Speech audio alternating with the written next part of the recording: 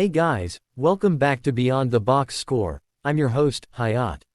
Today, we're breaking down 6 college basketball matchups on February 10th.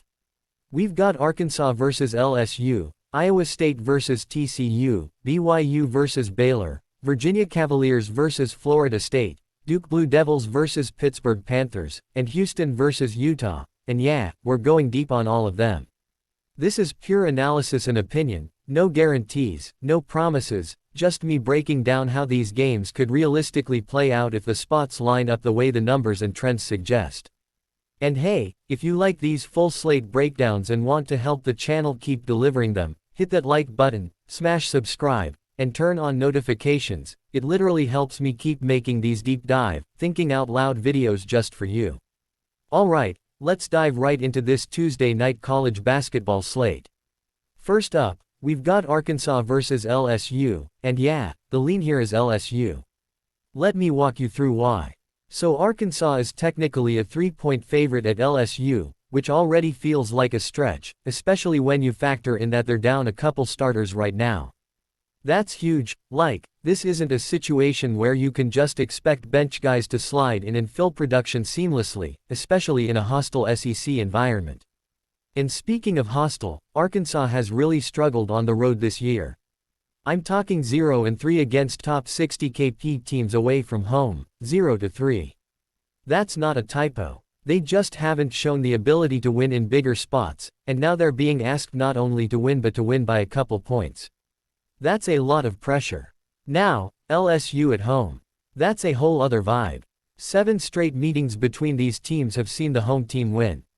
Every single time. Home court is huge in the SEC, especially when it's a team like LSU. They're experienced, they've played a very tough schedule, and they've got 4 senior starters. This isn't some young team trying to figure things out. They know how to handle high-pressure situations in front of their own fans. Arkansas, meanwhile, is being asked to come in, replace starters, and cover a spread, not looking great. When I look at how this matchup could play out, it's simple. LSU controls the tempo at home, knows the stakes, and has the depth and experience to exploit Arkansas's current roster holes. Arkansas might keep it close for stretches, they always do, but if LSU is executing like they have all year on their home floor, Arkansas isn't going to pull out that road win.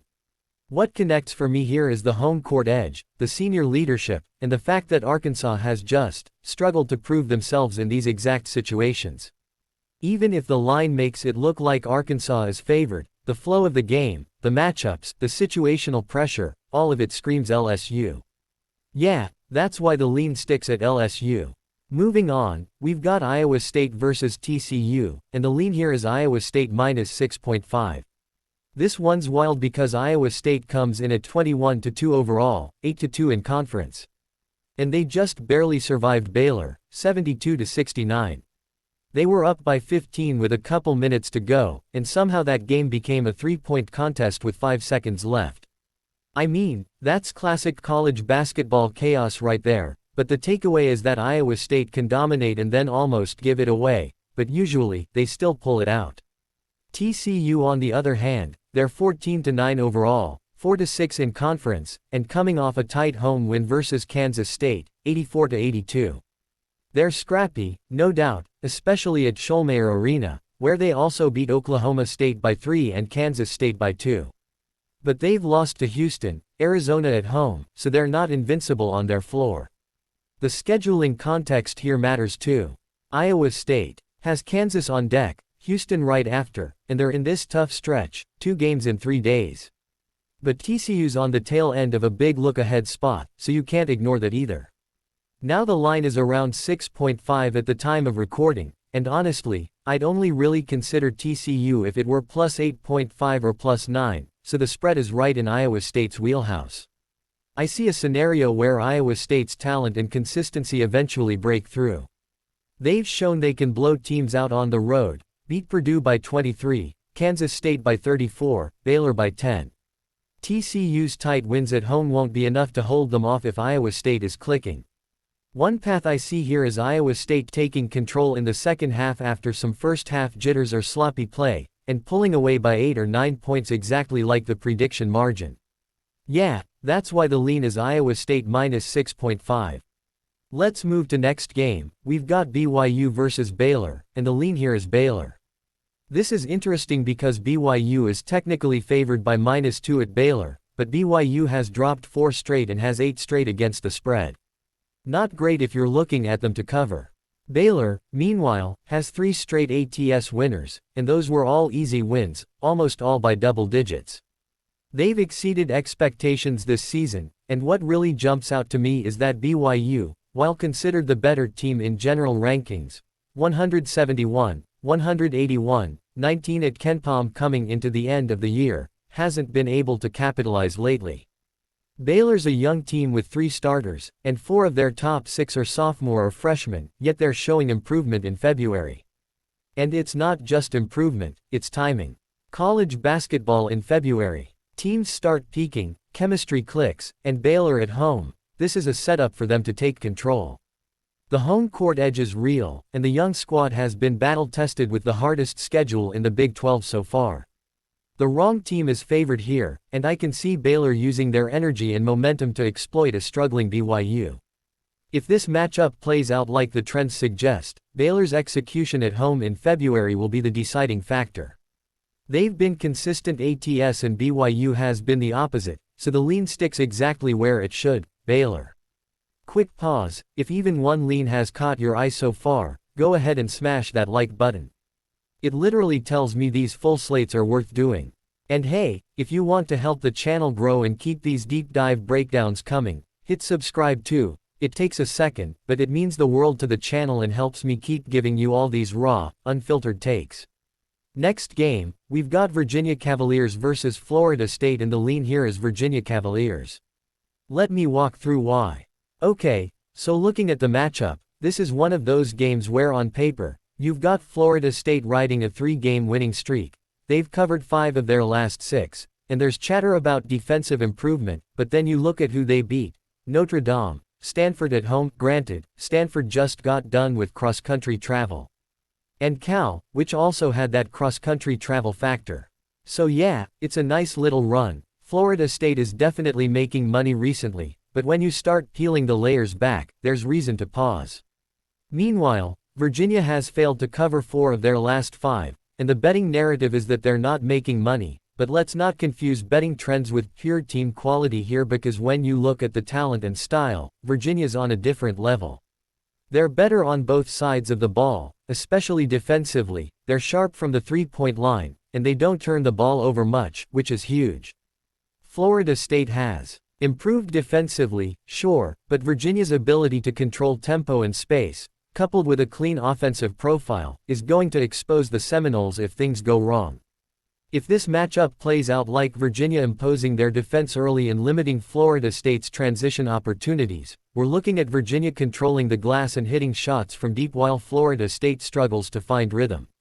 One path I see here is Florida State hanging around in the first half, maybe keeping it close, but Virginia eventually pulling away as their efficiency and defensive discipline win out.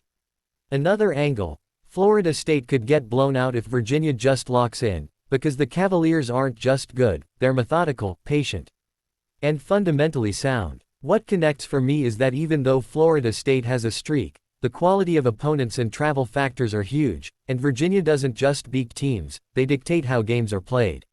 Yeah, that's why the lean sticks at Virginia Cavaliers. Moving on, we've got Duke Blue Devils versus Pittsburgh Panthers and the lean here is under. Okay, Duke is playing on the road at Pittsburgh, coming off a heartbreaker against North Carolina at Chapel Hill that was decided on a buzzer-beater 3.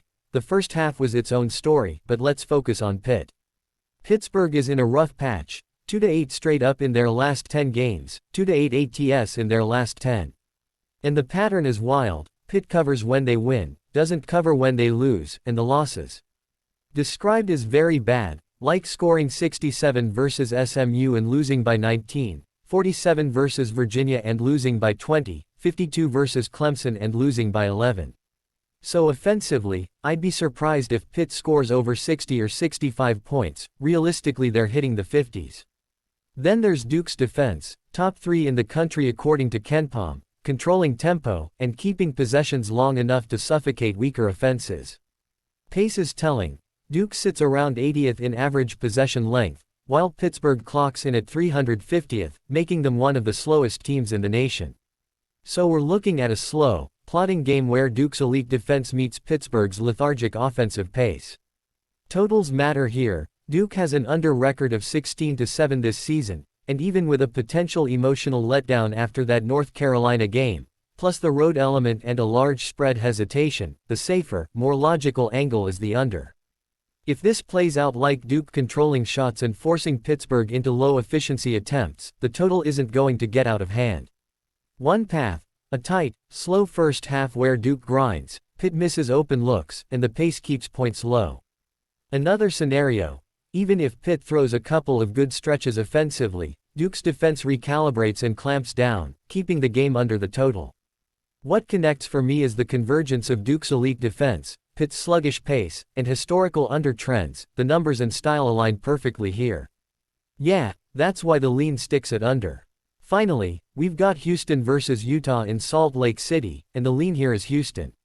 So, Utah comes off a game where they covered versus Kansas, and they were hitting threes, especially early in the game, but let's not overrate that, it's one game. Houston, on the other hand, is coming off a double-digit win over BYU on the road, and since a prior loss to Texas Tech, they've won 9 of their last 10 games, covered 8 of the last 10, and are riding a 4-game cover streak. Houston is making serious noise and trending sharply, while Utah is described as one of the worst teams in the Big 12, so talent disparity and conference strength is a factor. Now, the only concern is the potential letdown spot for Houston after the BYU win, which is fair. They just had a big victory. Travel and emotion could affect focus, but when I look at Houston's discipline and consistency, they're usually able to avoid major traps. If this matchup plays out like Houston imposing their pace, controlling possessions, and leaning on defensive pressure, Utah is going to struggle to find open shots consistently. One path I see is Utah catching a little hot streak early from 3, maybe keeping it competitive for a quarter or two, but Houston's size, depth, and efficiency are likely to pull away in the second half. Another scenario: Utah falls behind early and Houston just keeps the pressure on, forcing turnovers and limiting scoring opportunities. What connects for me is Houston's recent form, Utah's weakness, and the situational trends pointing toward Houston maintaining the upper hand. Yeah, that's why the lean sticks at Houston. Alright, that's a wrap for all 6 matchups on February 10th. As always, this was pure analysis and opinion, nothing guaranteed, just me thinking out loud and working through how these games could play out if the spots and situations line up the way the numbers suggest. I'm curious, which of these matchups jumped out to you, or maybe you're seeing a completely different angle. Drop a Z in the comments and let me know. I read them all and love seeing how you're thinking through these games. More breakdowns like this are coming soon, same raw, messy, deep dive format, same thinking out loud style you can't get anywhere else.